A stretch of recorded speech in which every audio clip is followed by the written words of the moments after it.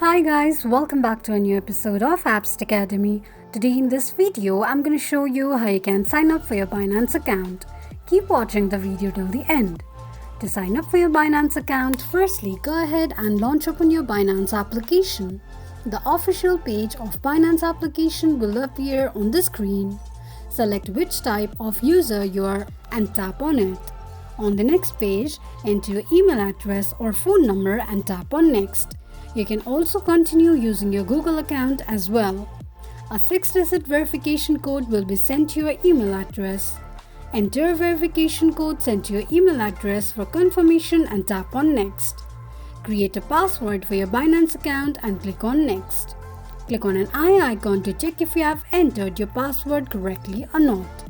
This is how you can sign up for your Binance account quickly and easily just in few steps. If you have any thoughts or queries, let us know in the comments section. Don't forget to subscribe to our channel. Also press the notification bell icon so that YouTube will notify you whenever we post a new video. I hope this video was helpful to you. Thank you so much for watching.